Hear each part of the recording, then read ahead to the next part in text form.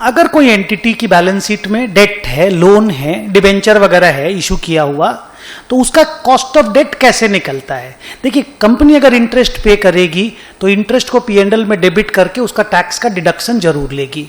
And generally मान के चलिए कि अगर किसी कंपनी का रेट ऑफ टैक्स 30% है, तो अगर वो कंपनी 12% का भी ब्याज देती है तो 12% का 30% यानी 3.6% का वो टैक्स बचा लेगी।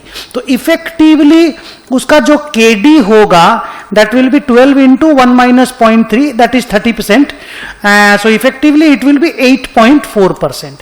तो भले आप पेमेंट 12% कर रहे हो डिबेंचर होल्डर लोगों को, बट इनकम टैक्स का saving plays a very important role so far as interest payment is concerned, and therefore your effective cost of debt comes down to 8.4%. लेकिन अगर आपको डेट इशू करने में, बैंक से loan लेने में, मान लीजिए ब्रोकरेज वगैरह पेमेंट करना पड़ा, किसी तरह का मान लीजिए इशू एक्सपेंस वगैरह लगा, तो आपका effective cost will go up. बताइए कैसे?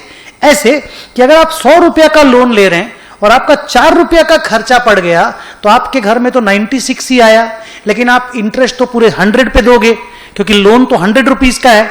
तो आप 100 रुपीज पे इंटरेस्ट दोगे, लेकिन आप 96 रुपीज बिजनेस में यूज करोगे, तो इफेक्टिवली 96 रुपीज पे आप वो 8.4% दे रहे हैं। से ऑल अदर फिगर का पैरामीटर हम सेम ले रहे हैं, तो आप 96 रुपीज का पैसा यूज करके 12% यानी 12 रुपया ब्याज देके 30% बचा रहे हैं, 8 रुपया 40 पैसा दे रहे हैं। तो अगर आप इफेक्टिव कॉस्ट अपना देखेंगे, so it same R into 1 minus T into face value by issue proceeds करेंगे, it will be a little higher which is 8.75%। उस वक्त 8.4% आपका इफेक्टिव कॉस्ट नहीं है, because your issue expense has increased your effective cost of debt. So जितना आपका issue expense ज्यादा होगा, उतना आपका effective cost of debt percentage में बढ़ जाएगा। Thank you.